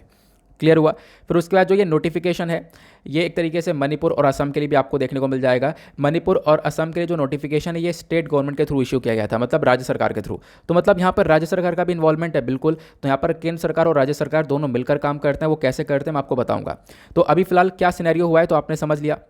आपने ये समझा कि हाँ भाई असम, नागालैंड, मणिपुर से जो है अभी कहीं कहीं से अफ्स्पा एक्ट को हटाया गया। लेकिन ये भी याद रखना त्रिपुरा ने इसको पहले ही वापस ले लिया था 2015 के अंदर में। और मेघालय ने, अगर हम लोग बात करें जो मेघालय है, मेघालय भी आपको एक नॉर्थ ईस्टर्न स्टेट देखने को मिलेगा। तो मेघालय अफ्स्पा के अंदर लगभग 27 साल तक रहा था। ठीक है, ये भी यहाँ पे बताया जा रहा है। तो बेसिकली यहाँ पर इसको हटाया गया मिनिस्ट्री ऑफ होम अफेयर्स के थ्रू 1 अप्रैल 2018 के अंदर। तो अभी कुछ राज्यों के अंदर है, ठीक है, वहाँ से भी धीरे धीरे हटाया जा रहा है, जैसे हम लोग न्यूज़ को कवर कर रहे हैं। क्लियर हुआ। तो यहाँ पे जैसे मैंने आप लोग को बताया कि यहाँ पर मणिपुर, असम के अंदर भी कुछ नोटिफिकेशन जो हैं वो इशू करे गए थे स्टेट गवर्नमेंट्स के थ्रू। तो स्टेट गवर्नमेंट का रोल क्या है अफ्स्पा एक्ट के अंदर वो समझ लो, क्योंकि आपने केंद्र सरकार का तो रोल तो समझ लिया है। केंद्र सरकार का, हमारे मिनिस्ट्री ऑफ होम अफेयर्स का मेजर रोल है, वो यहाँ पर चीज़ों को संभाल रहे हैं, वो इन्होंने यहाँ पर चीज़ों को डिक्लेयर कर रखा है, वही चीज़ें को इंप्लीमेंट कर रहे हैं। लेकिन स्टेट गवर्नमेंट का क्या रोल है, राज्य सरकार का क्या रोल है इसके अंदर, मैं आपको बताता हूँ। देखो, इनफॉर्मल कंसल्टेशन वगैरह यहाँ पर स्टेट के साथ में होती है। ये जो एक्ट है ये पावर देता है हमारी केंद्र सरकार को कि जो वो केंद्र सरकार है वो अपने आप में डिसीजन ले सकती है और इसको एक्ट को लागू कर सकती है कहीं पर भी। ठीक है, लेकिन यहाँ पर क्या है, एक इनफॉर्मल बातचीत हो जाती है स्टेट गवर्नमेंट के साथ में, डिस्कशन चलता है। और केंद्र सरकार हमारी डिसीजन तभी ले सकती है या फिर डिसीजन तब लेती है जब उनके पास एक रिकमेंडेशन आता है स्टेट गवर्नमेंट की तरफ से, राज्य सरकार की तरफ से एक रिकमेंडेशन आता है और वो रिकमेंडेशन अफ्स्पा एक्ट को लेकर होगा। तो उस रिकमेंडेशन के बेसिस पर हमारी केंद्र सरकार एक्ट करती है। क्लियर हुआ? आई होप आप लोग यहाँ पर इसको समझ गए होंगे। देन उसके बाद बताया गया जो लोकल पुलिस है उसके साथ भी हमारा कोऑर्डिनेशन रहता है। ये जो एक्ट है ये पावर देता है सिक्योरिटी फोर्सेस को कि वो ओपन फायर कर सके, ठीक है, बिना किसी वारंट के यहाँ पर चेकआउट कर सकें। तो ये सारी पावर्स आती तो हैं, लेकिन इस एक्ट के अकॉर्डिंग और भी चीज़ें यहाँ पर मेंशन करी गई हैं। जैसे यहाँ पे मेंशन किया गया है जो सिक्योरिटी फोर्सेस हैं इनको पहले क्या करना होगा, जो भी व्यक्ति है जिसके ऊपर शक है उस व्यक्ति को वहाँ की लोकल पुलिस स्टेशन के अंदर दे देना होगा 24 घंटे के अंदर अंदर। ये भी यहाँ पर बोला जाता है, ठीक है, इस एक्ट के अंदर में। ये आप लोग को ध्यान रखना है। तो ये कुछ चीज़ें आई होप आप लोग यहाँ पर समझ गए होंगे। तो यहाँ पर कहने का ये मतलब है जो ये आर्म्ड फोर्सेस है इनको कोऑपरेशन के साथ में ही काम करना होगा। ये अपने आप में इंडिपेंडेंट बॉडी की तरह काम नहीं कर सकते, ये यहाँ पर बोला गया। तो मतलब कि स्टेट गवर्नमेंट का भी यहाँ पर आपको रोल देखने को मिल जाता है अफ्स्पा एक्ट में। ये चीज़ें आपको क्लियर होनी चाहिए। देन उसके बाद एक क्वेश्चन ये उठता है, ये जो अफ्स्पा एक्ट है इसको अभी विड्रॉ क्यों किया गया? क्योंकि इसको तो हम कवर कर रहे हैं कि हाँ इन राज्यों से अफ्स्पा एक्ट को हटा लिया गया है। तो क्वेश्चन यही है कि क्यों विड्रॉ किया गया और इसका इम्पैक्ट क्यों पड़ेगा। देखो विड्रॉवल में जब हम लोग बात करते हैं तो कुछ एरियाज़ के अंदर से अभी इसको हटाया गया है, क्योंकि यहाँ पर सरकार ने बोला है कि वहाँ पे सिचुएशन सही हो गई है। क्योंकि मैंने आपको बताया जहाँ पे सिचुएशन ख़राब होगी, डिस्टर्ब एरिया होगा, वहीं पर इसको लागू करते हैं। तो सरकार ने बोला वहाँ पे सिचुएशन थोड़ी सही हो चुकी है, डेवलपमेंट वहाँ पर देखने को मिल रहा है। लगातार सरकार के बहुत सारे एफर्ट्स हैं, हमने बहुत सारे एग्रीमेंट्स वहाँ पर कर लिए हैं ताकि इंसर्जेंसी को हम खत्म कर सकें, वहाँ पर शांति बनाई जा सके। तो शांति धीरे धीरे बन रही है, इसी वजह से हम लोग अफ्स्पा एक्ट को हटा रहे हैं। शांति नहीं होगी तो एक्ट वापस लग जाएगा। क्लियर हुआ? एग्जाम्पल के तौर पे अगर मैं आप लोगों को बताऊं, एग्जाम्पल लेते हैं नागालैंड का। तो नागालैंड का जैसे कि देखो होता क्या है ना, नॉर्थ ईस्टर्न स्टेट से काफ़ी सारी जगह पर मांगे उठती है कि हमें ये हिस्सा अलग चाहिए, ये हिस्सा अलग चाहिए। तो ऐसी मांगे काफ़ी सारी उठती हैं। ऐसी नागालैंड की हुई थी, ठीक है। नागालैंड के अलग अलग ग्रुप्स यहाँ पर उठ गए थे, NSCN IM करके ऐसे यहाँ पर बहुत सारे ग्रुप्स यहाँ पर उठ गए थे। तो इनकी मांग ये थी कि नागालैंड को हमें अलग कर देना है, बिल्कुल, ठीक है। तो ये सारी मांगे रहती। तो इसकी वजह से ना काफ़ी सारी हिंसा वगैरह, वॉयलेंस वगैरह देखने को मिलता था। तो बेसिकली क्या हुआ, यहाँ पर बोला गया कि अभी तो क्या हुआ, सिचुएशन सही हो गई है। सिचुएशन कैसे सही होगी कि हमारी भारत सरकार ने काफ़ी सारे एग्रीमेंट्स कर लिए हैं इन इंसर्जेंसी ग्रुप्स के साथ में, जो भी ये मांग उठाते हैं इनके साथ काफ़ी सारे एग्रीमेंट्स कर चुके हैं, इनको मना चुके हैं हम लोग। तो ऐसी कोई दिक्कत हो नहीं रही है, शांति बन चुकी है। अब शांति बन चुकी है तो इसी वजह से हम लोग अफ्स्पा एक्ट को हटा रहे हैं। क्लियर हुआ? ये चीज़ें यहाँ पर मेंशन करी गई। देन उसके बाद बताया गया अब इसका इंपैक्ट क्या होगा कि आप जब हटा देंगे तो देखो ये जो नॉर्थ ईस्टर्न स्टेट्स आपको देखने को मिलता है, नॉर्थ ईस्ट वाला एरिया, ये आपको यहाँ पर अफ्स्पा एक्ट के अंदर देखने को मिलेगा पिछले 60 सालों से। 60 सालों से यहाँ पर कहीं ना कहीं अफ्स्पा एक्ट लगा पड़ा है। इससे क्या होता है, एक एलिनेशन की फीलिंग आती है, मतलब एक अलगाव भावना निकल कर आती है कि हाँ हम लोग यार बिल्कुल अलग हैं, ठीक है। तो ये इंपैक्ट देखने को मिलता है। लेकिन अब क्या होगा, इस एक्ट को हटा देंगे तो ये अलग वाली भावना आ रही है मन के अंदर, वो चीज़ें नहीं आएंगी, ठीक है। ये भी यहाँ पर देखने को मिलेगा। उस रीजन को हम लोग डीमिलिटराइज कर देंगे। यहाँ पर जो पहले लोगों के ऊपर रिस्ट्रिक्शंस वगैरह लग रही थी कि लोगों को इधर उधर जाने को मना कर दिया जा रहा था, तो ऐसे बहुत सारी चीज़ें के ऊपर रोक लगाई गई थी, तो वो चीज़ें नहीं लगेंगी। वहाँ पे लोग काफ़ी हद तक फ्री रहेंगे, ठीक है। तो इससे काफ़ी हद तक यहाँ पे आप देख पाओगे लोगों को छूट मिलने वाली है। यहाँ पर एग्जैक्टली आप कह सकते हो। तो इसका इम्पैक्ट ये पड़ेगा कि भाई लोगों के अंदर जो एक टाइम पर अलगाव वाली भावना आ रही थी कि हम बिल्कुल अलग हैं, वो ऐसा कुछ भी नहीं होगा। क्लियर हुआ? ये आपको समझ में आ गया। देन उसके बाद बात करें, ये जो अफ्स्पा एक्ट है ये यहाँ पर अनपॉपुलर क्यों है, मतलब कि इसको लेकर ना इतना विवाद रहता है। रिसेंटली आपको पता होगा दिसंबर के पिछले साल की बात है, अफ्स्पा एक्ट की बारे में चर्चा की गई थी। नागालैंड यहाँ पर मांग कर रहा था कि भाई इस एक्ट को विड्रॉ कर लो, इस एक्ट को हटा दो यहाँ से। तो बहुत सारे मांग रहती है, मतलब इसको लेकर काफ़ी सारे प्रोटेस्ट भी होते हैं लोगों के अंदर में। ऐसा क्यों? तो ऐसा क्यों, इसके पीछे का सबसे पहला कारण furtherance of feeling of alienation. वही जैसे मैंने आपको बताया, देखो नागा के कुछ लीडर्स हैं, ठीक है, नागा नेशनलिस्ट मूवमेंट के कुछ लीडर्स हैं। ये यहाँ पर आप कह सकते हो कि अगर हम लोग बात करें तो बहुत सारे लोगों के अंदर फीलिंग आती है कि यार हम लोग बिल्कुल अलग हैं, ठीक है, हम लोग बिल्कुल अलग हैं। इसकी वजह से यहाँ पर क्या होता है, इनके अंदर यहाँ पर मतलब जो भी एक तरीके से अलग अलग ग्रुप्स जो बने रहते हैं, जो कि मांग करते हैं कि हाँ हम लोगों को ये अलग से एरिया चाहिए, वो सब अपने आप में मजबूत होते हुए चल जाते हैं। तो यहाँ पर आप देख पाओगे ये प्रॉब्लम्स क्रिएट होती हैं और फिर उसके बाद वो अफ्स्पा के अगेंस्ट में प्रोटेस्ट करते हैं। प्लस उसके बाद यहाँ पर बोला जाता है कि अफ्स्पा एक ड्रैकोनियन लॉ है, मतलब यहाँ पर आप देख पाओगे चीज़ें फेक तरीके से चल रही हैं। बहुत सारे एनकाउंटर्स हुए हैं जो कि फेक एनकाउंटर्स हुए हैं, अलग अलग इंसिडेंट्स देखने को मिले वॉयलेंस के, ठीक है। ये सब इंसिडेंट्स रिकॉर्ड करे गए नॉर्थ ईस्टर्न स्टेट्स के अंदर में। अफ्स्पा ये सारी पावर्स देता है सिक्योरिटी फोर्सेस को कि वो गोली चला सकते हैं, ये सारी पावर्स आपको देखने को मिलेंगी, ठीक है। तो क्या हुआ, एक रिट पिटीशन के अंदर एक रिट पिटीशन फाइल किया गया सुप्रीम कोर्ट में 2012 के अंदर, और जो विक्टिम्स थे, ठीक है, मतलब विक्टिम की फैमिली थी, ठीक है, उन्होंने यहाँ पर चीज़ें मेंशन करी हैं और यहाँ पे बताया कि भाई देखो जब ये केस को देखा गया तो बताया कि बहुत सारी किलिंग्स हुई हैं और लगभग 1528 लगभग 1528 फेक एनकाउंटर्स भी हुए हैं इस स्टेट के अंदर। तो ये भी यहाँ पर बताया गया है। ठीक है, 1979 से लेकर 2012 तक आप कह सकते हो कि इतने सारे फेक एनकाउंटर्स हुए। तो फेक एनकाउंटर्स वगैरह के चांसेस भी काफ़ी ज़्यादा बढ़ जाते हैं, ये यहाँ पर बोला गया। तो इसकी वजह से भी ये अब्स्ट्रैक्ट बहुत ज़्यादा अनपॉपुलर देखने को मिलेगा। उसके बाद तीसरा सबसे बड़ा इशू है बाईपासिंग स्टेट। मतलब कि यहाँ पर क्या है कि देखो बहुत बार देखने को मिलता है कि ऐसा ये अफ्स पैक्ट लागू हो चुका है तो मतलब केंद्र सरकार अपना रूल कर रही है, क्योंकि केंद्र सरकार के पास पावर्स हैं पूरी अफ्स पैक्ट को लागू करने के लिए, इम्पोज करने के लिए, प्लस फिर उसके बाद आगे चीज़ों को कंट्रोल करने के लिए। तो किसी पर्टिकुलर स्टेट के अंदर, जैसे कि यहाँ पर एग्जाम्पल दिया गया, अफ्स पैक्ट को त्रिपुरा में लगाया गया 1972 में। तो ऐसे लगा कि जैसे यहाँ पर स्टेट के ऊपर राज्य सरकार रूल कर रहा है। तो हमारे संविधान के अंदर ऐसा कुछ है नहीं। हमारे संविधान में एक फेडरलिज्म का स्ट्रक्चर है कि भाई राज्य और स्टेट को साथ मिलकर काम करना है। लेकिन यहाँ पर क्या देखने को मिल जाता है कि यहाँ जो सेंटर है यानी जो केंद्र सरकार है वो राज्य के ऊपर रूल करने लगता है इस अफ्स पैक्ट के माध्यम से। ये यहाँ पर बताया गया। अब एक क्वेश्चन दिमाग में आएगा आपके, तो क्या क्या यहाँ पर पहले प्रोटेस्ट नहीं करे गए? तो पहले भी काफ़ी सारे प्रोटेस्ट करे गए हैं अफ्स पैक्ट को रिपील करने के लिए, इसको हटाने के लिए, ठीक है, या फिर रिड्यूस करने के लिए। जिसमें से एक सबसे पॉपुलर प्रोटेस्ट था प्रोटेस्ट बाय इरोम शर्मिला। ठीक है, यहाँ पे इनके बारे में बात करें तो साल 2000 की बात है। एक एक्टिविस्ट थी इरोम शर्मिला, इन्होंने यहाँ पर एक हंगर स्ट्राइक चालू करी थी जो कि 16 साल तक कंटिन्यू रही इस अफ्स्पा को हटाने के लिए। अफ्स्पा के अगेंस्ट में यह हंगर स्ट्राइक को चलाया गया था मणिपुर के अंदर में। उसके बाद जस्टिस जीवन रेड्डी आपको ये देखने को मिलेंगे 2004 के अंदर। यहाँ पर क्या हुआ था, जो सेंट्रल गवर्नमेंट है इन्होंने यहाँ पर उस समय एक 5 मेंबर की कमेटी को बनाया। एक सुप्रीम कोर्ट के जज थे उस समय, फॉर्मर सुप्रीम कोर्ट जज जस्टिस जीवन रेड्डी, इनके अंडर में यहाँ पर एक तरीके से कमेटी को बनाया था। और इस कमेटी ने भी यहाँ पर रिकमेंड किया था कि भाई जो अफ्स्पा एक्ट है इसको रिपील कर देना चाहिए, इसको हटा देना चाहिए, हाईली अनडिज़ायरेबल है तो इसको हटा देना चाहिए। तो पहले भी काफ़ी सारी मांगे उठी हुई हैं, बहुत लंबे समय से मांगे चल रही हैं। जब से ये एक्ट बना है तब से यहाँ पर आप कह सकते हो लगभग काफ़ी सारे डिस्प्यूट्स ऑलरेडी क्रिएट हो चुके हैं। क्लियर हुआ? तो बाकी आई होप आप लोग समझ गए होंगे कि अफ्स्पा क्या है और इसका क्या सिनेरियो है। आज आपको बहुत सारी जानकारी अलग से जानने को मिली हुई होंगी। क्लियर हुआ? आगे चलते हैं नेक्स्ट आर्टिकल की तरफ। लेकिन उससे पहले आप सभी के लिए मेंस का क्वेश्चन है। आपको पता होगा कल भी मैंने एक मेंस का क्वेश्चन दिया था, आई होप आप लोगों ने लिखा होगा वो घर पर। उसका आंसर मैं सेंड नहीं कर पाया था उस वाले ग्रुप पर। तो क्या करूँगा, अभी मैं यहाँ पर आपके लिए मतलब दोनों क्वेश्चन के जो आज दे रहा हूँ और जो कल दिया था दोनों के आंसर साथ में ही सेंड कर दूँगा। ठीक है, तो आज भी एक क्वेश्चन है जो कि यूपीएससी मेंस 2018 में पूछा गया था। तो मेंस का पीवाईक्यू है, ईरान न्यूक्लियर डील को लेकर क्वेश्चन पूछा गया है। क्योंकि यहाँ पे मैं ज़्यादातर क्वेश्चन वो पूछने की कोशिश करूँगा जिसके बारे में आपने ऑलरेडी पढ़ रखा है। अब जिसके बारे में पढ़ नहीं रखा होगा तो वहाँ पर कोई बेस ही नहीं बनता है ना। या फिर अगर मैंने कुछ ऐसा पूछ लिया जिसके बारे में आपने पढ़ा नहीं होगा या मैंने पढ़ाया नहीं होगा तो फिर वहाँ पर मैं आपको बताऊंगा कि हाँ ये टॉपिक पढ़ना, उसके बाद इस क्वेश्चन को अटेम्प्ट करने की कोशिश करना।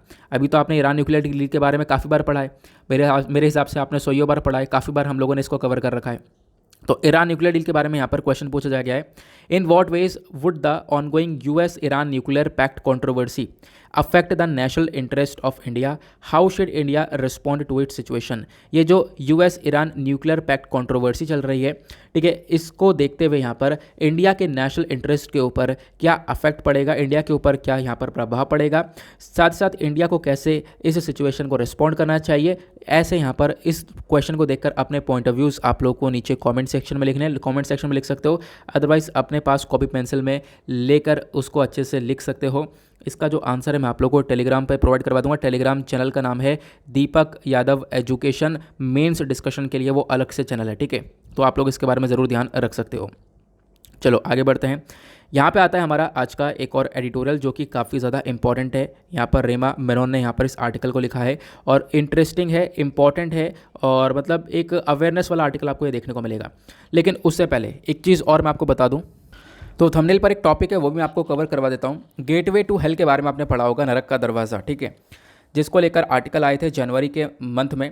और यहाँ पर बात की गई थी भाई ये जो गेटवे ऑफ हेल है ये आपको तुर्कमेनिस्तान के अंदर देखने को मिलेगा। रिसेंटली क्या हुआ, तुर्कमेनिस्तान ने डिसाइड किया कि भाई इस गेट को हम लोग बंद करने वाले हैं। ठीक है, मतलब ये जो आग जलती हुई है, नेचुरली आग जल रही है पिछले 50 सालों से, ठीक है, तो इसको हम लोग बुझा देंगे, ऐसा हमें बताया गया था।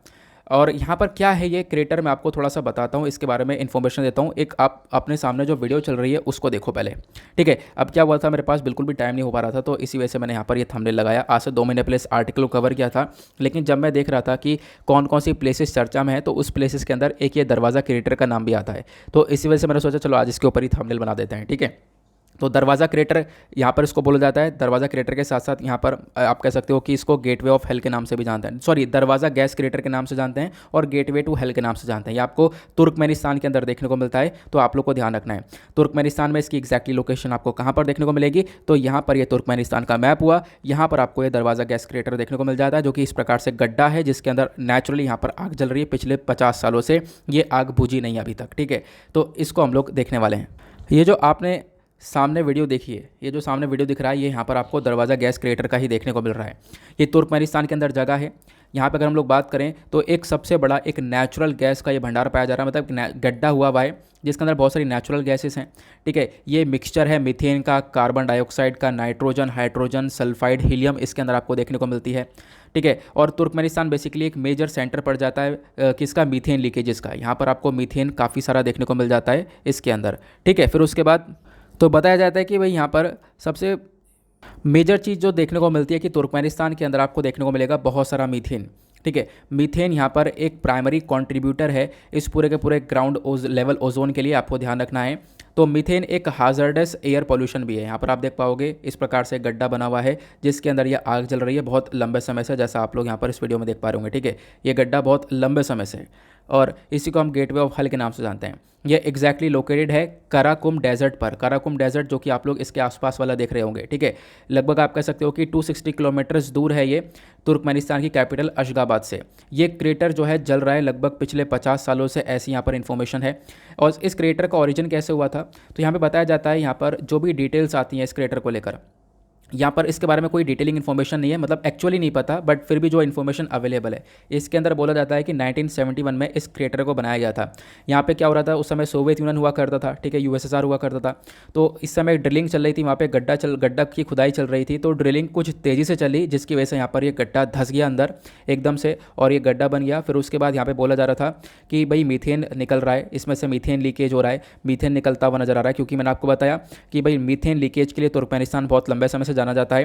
तो बोला जा रहा था कि देखा गया उस समय कि भाई मीथेन निकल रहा है, तो लोगों ने सोचा यहाँ पर इसको जला देते हैं, उसके बाद यहाँ पर मीथेन खत्म हो जाएगा एक टाइम पर और फिर उसके बाद ये मामला सुधर जाएगा। तो उस समय यहाँ पर इसको जला दिया गया, तब से यह आग चल रही है आज तक बुझी नहीं है। यहाँ पर मीथेन का लीकेज आपको देखने को मिलेगा। तो अभी फिलहाल यहाँ पर तुर्कमेनिस्तान की सरकार ने बोला कि हम लोग इस गड्ढे को वापस से बंद कर देंगे, ठीक है। इसके ऊपर जैसे भी बंद करें, इसको मट्टी डाल के बंद करें या कैसे ही बंद करें, ऐसा पे बोला जा रहा है। लेकिन रीज़न क्या है इसको बंद करने के, तो यहाँ पर देखो बंद करने के रीज़न है कि भाई ये निगेटिवली हमारे एनवायरमेंट को अफेक्ट कर रहा है, लोगों की हेल्थ के ऊपर एक तरीके से बुरे इम्पैक्ट डाल रहा है, ठीक है। और प्लस हमारा जो नेचुरल रिसोर्स है वो उसका भी लॉस होता हुआ नजर आ रहा है। इसी वजह से इसको बंद करने के बारे में चर्चा की जा रही है। आई होप आप लोग यहाँ पर इसके बारे में काफ़ी अच्छे से समझ चुके होंगे। आगे चलते हैं, देन आते हैं हम लोग अपने एडिटोरियल की तरफ। यहाँ पे बात की गई है ऑटिज़म के बारे में। अब ये चर्चा में क्यों है, क्योंकि हमने 2 अप्रैल को ऑटिज़म अवेयरनेस डे को सेलिब्रेट किया। इसका मतलब आपको पता होगा 2 दिन पहले मैंने ये आर्टिकल आपके साथ डिस्कस किया था। 2 अप्रैल को हम लोग क्या करते हैं, वर्ल्ड ऑटिज़म अवेयरनेस डे को ऑब्जर्व करते हैं। ऑटिज़म एक ऐसी कंडीशन है जहाँ पर छोटे बच्चे सफ़र करते हैं, उनकी सोशल और कम्युनिकेशन स्किल्स बहुत पुअर होती हैं, आई कांटेक्ट नहीं कर पाते, ओवर रिएक्ट ज़्यादा करने लगते हैं, ठीक है। अगर हम लोग बात करें दूसरे दोस्त नहीं बना पाते और मतलब काफ़ी आप कह सकते हो कि परेशान से रहते हैं लाइफ में, यहाँ पर आगे बढ़ नहीं पाते। ऐसे यहाँ पर बच्चों की कंडीशन देखने को मिल जाती है जिसको हम लोग ऑटिज़म वाली कंडीशन बोलते हैं। तो ये ऑटिज़म वाली कंडीशन काफ़ी बुरी तरह से सफ़र करती है बच्चों को। तो यहाँ पे बताया जा रहा है ऑथर के थ्रू भाई इस कंडीशन को ठीक किया जा सकता है। आज के टाइम पर बहुत सारे लोग सफ़र करते हैं ऑटिज़म से, लेकिन इसको ठीक किया जा सकता है स्टार्टिंग में, ऐसा ऑथर ने यहाँ पर बताया, जिसकी वजह से ऑथर ने हेडिंग दे दी है बेटर अर्ली दैन लेट। तो लेट होने से पहले यहाँ पर बेटर रहेगा कि आप लोग यहाँ पर स्टार्टिंग में यहाँ पर सपोर्ट कर सको। इन्होंने एग्जाम्पल दिया समीरन का, ठीक है, किसका, समीरन का एग्जाम्पल दिया। इन्होंने बोला Samiran had not begun to speak. यहाँ पर जो समीरन है ये 2 साल का हुआ, ठीक है। स्टार्टिंग में यहाँ पर कुछ भी बोल नहीं रहा था, और उसके बाद यहाँ पर रेस्टलेस था, ठीक है। इसको काफ़ी बार आवाज़ लगाओ उसके बाद भी यहाँ पर रिस्पॉन्ड नहीं करता था, ठीक है। प्लस यहाँ पर जो ये पंखा चल रहा है तो उसके ऊपर ध्यान दिया जाता था, मतलब ध्यान देता रहता था, हमेशा अपसेट देखने को मिलता था, ठीक है, मूड हमेशा स्विच ऑफ रहता था इसका। तो ये समीरन की जो मदर है काफ़ी हद तक परेशान हुई इस चीज़ को देखते हुए। इन्होंने अपने हस्बैंड को बताया कि भाई ऐसी ऐसी सिचुएशन है, लड़का ऐसे ऐसे यहाँ पर सफ़र कर रहा है। तो क्या हुआ, इन्होंने यहाँ पर अपने वाइफ का जो कंसर्न है वो दूर किया, यहाँ पर इतना ज़्यादा नज़र मतलब दिया नहीं उसके ऊपर। तो क्या हुआ, जो ये समीरन की मदर है इन्होंने यहाँ पर डिसाइड किया कि यहाँ पर इस बच्चे को ठीक किया जाएगा। तो समीरन को यहाँ पर डायग्नोसिस करवाया गया और डायग्नोसिस कराते हुए पता चला कि भाई ये ऑटिज़म से सफ़र कर रहा है। ठीक है। यानी कि यहाँ पर आप कह सकते हो वही चीज़ें जैसे मैंने आपको बताया कि बच्चा सही से कम्युनिकेट नहीं कर पाता है, ठीक है, खुश नहीं रह पाता है, ठीक है, या फिर दोस्त नहीं बना पाता है, सोसाइटी से अलग रहता है। तो यहाँ पर आप देख पाओगे इस प्रकार से ऑटिज्म से सफ़र कर रहा था। तो स्पीच और ऑक्यूपेशनल थेरेपी को यहाँ पर स्टार्ट किया गया, तुरंत ही यहाँ पर स्टार्ट कर दिया गया था और तुरंत सपोर्टिव एजुकेशन दिया गया बच्चे को। और आज के टाइम पर जो समीरन है ये 7 साल का है और इसके अंदर काफ़ी सारे यहाँ पर मतलब बदलाव देखने को मिला है, लेकिन अभी भी थोड़ा बहुत ऑटिस्टिक फीचर देखने को मिलता है। लेकिन चीज़ें बदल चुकी हैं, ऑब्वियस ही बात है, क्योंकि यहाँ पर शुरुआत में ही काम किया गया था। क्योंकि मैंने आपको बताया 2 साल का हो गया था, तो उसके बाद तक यहाँ पर ये चीज़ें चल रही थी। तो शुरुआत में यहाँ पर इसके ऊपर ध्यान दिया गया।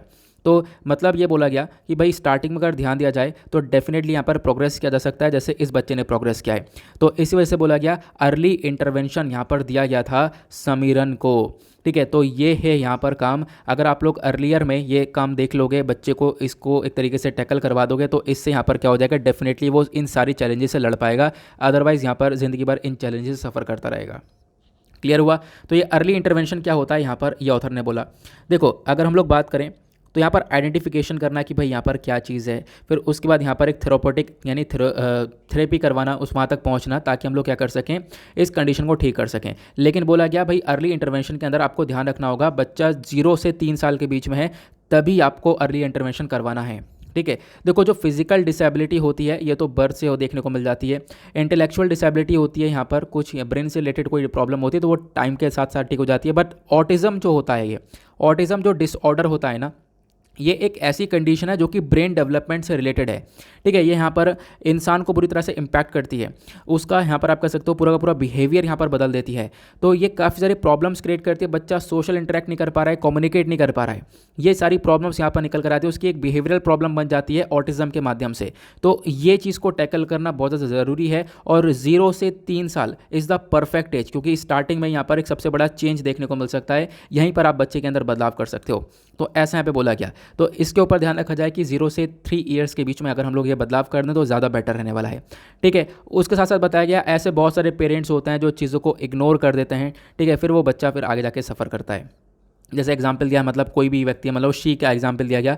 जैसे एक आप कह सकते हो कि गर्ल है, शी अवॉइड्स आई कांटेक्ट, वो आई कांटेक्ट अवॉइड करती है। ठीक है, उसके बाद यहाँ पर जेस्चर्स का इस्तेमाल नहीं करती, एक्शंस का इस्तेमाल नहीं करती, प्लस यहाँ पर अपने पेरेंट्स की तरफ नहीं देखती, और पेरेंट्स को बुलाते हैं तो यहाँ पर वो उनको जवाब नहीं दे पाती, उनको रिस्पॉन्ड नहीं कर पाती है, उसका कोई इंटरेस्ट नहीं है खेलने में बच्चों के साथ में या फिर टॉयज़ के साथ खेलने में। ठीक है, उसका कोई इंटरेस्ट नहीं है दोस्त बनाने में। तो ये सारी चीज़ें हम लोग देखने को मिलता है कि ये सारी चीज़ों से यहाँ पर बच्चा सफ़र करने लगता है इस ऑटिज़म की कंडीशन में। ठीक है, वो यहाँ पर ज़्यादातर ऑब्जेक्ट के साथ में कनेक्ट हो पाते हैं रादर देन पीपल। लोगों के साथ कनेक्ट नहीं हो पाते, ऑब्जेक्ट के साथ कनेक्ट हो पाते हैं। उसके बाद जो ऑब्जेक्ट्स हैं उन्हीं को देखना पसंद है, प्लस उसके बाद यहाँ पर आप कह सकते हो कि मतलब जो भी स्टिकी चीज़ है उसको यहाँ पर हेट करता है। ठीक है, या फिर आप कह सकते हो उस व्यक्ति को पानी से खेलना पसंद है, या फिर आप कह सकते हो कि अपने ऊपर पानी गिराना पसंद है, और यहाँ पर जो कुछ खाना होता है जैसे कि चावल वगैरह हो गया, वो चीज़ें पसंद नहीं है। तो ये सारी कंडीशन देखने को मिलती है ऑटिज़म के अंदर में। वो कुछ वर्ड्स हैं बार बार वो बोलता रहता है। ठीक है, फ्रेजेस जो है वो बार बार बोलते रहते हैं। ठीक है, और उसके बाद बताया गया है उससे कोई क्वेश्चन पूछो तो क्वेश्चन का आंसर ना देने के बजाय क्वेश्चन का आंसर तो देते नहीं है, और साथ ही साथ यहाँ पर वो जो क्वेश्चन है उसी को बार बार रिपीट करते रहते हैं। प्लस यहाँ पर उनको परेशानी आती है सोने में। ठीक है, तो जो पैटर्न ऑफ स्लीप है वो काफ़ी हद तक डिस्टर्ब हो जाता है। तो ये सारी चीज़ें ऑटिज़म के अंदर देखने को मिलती हैं। तो ऑथर ने बोला भाई एक सबसे बड़ा चैलेंज है और काफ़ी सारे पेरेंट्स इसको इग्नोर कर देते हैं, तो ये बिल्कुल भी नहीं करना है। ठीक है, तो इसको हम लोग टैकल कर पाएंगे। स्टार्टिंग में अगर हम लोगों ने काम कर लिया तो स्टार्टिंग में ही यहाँ पर चीज़ें बिल्कुल रिजॉल्व हो सकती हैं। अगर आप लोग थोड़ा सा डिले कर दोगे तो आगे डेफिनेटली प्रॉब्लम होगी। हालांकि इंप्रूवमेंट देखने को मिलेगा, बट स्टार्टिंग वाला जैसा इंप्रूवमेंट देखने को मिलता है वो ऐसा नहीं देखने को मिल पाएगा। ठीक है, जो ये चिल्ड्रन है अगर यहाँ पर कोई सफ़र कराए तो उसको एक तरीके से कॉम्बिनेशन ऑफ थेरेपी मिलनी चाहिए, स्पेशल एजुकेशन मिलनी चाहिए 1 to 2 आवर्स, मतलब एवरी डे, हर रोज़ यहाँ पर 1 से 2 घंटे की स्पेशल एजुकेशन मिलनी चाहिए, और पेरेंट्स को भी यहाँ पर एजुकेट होना चाहिए। देखिए, यहाँ पर आप लोग देख पाओगे वो चीज़ों को सिखा पाएँ बच्चों को, बच्चे के बिहेवियरल के अंदर एक बदलाव लेकर आ पाएँ। तो ये जो प्रोग्राम है कहीं ना कहीं बदल सकता है चीज़ों को, लेकिन आपको ध्यान रखना होगा आप लोग अर्ली इंटरवेंशन के ऊपर ध्यान दें और इग्नोरेंस जो है वो बिल्कुल भी ना करें, क्योंकि यहाँ फिर उसके बाद यहाँ पे बच्चा आगे फिर सफ़र करता हुआ नज़र आता है। क्लियर हुआ? आई होप आप लोग यहाँ पर इस ऑटिज़म के बारे में समझ गए होंगे, ऑटिज़म क्या है और क्या सिनेरियो देखने को मिलता है।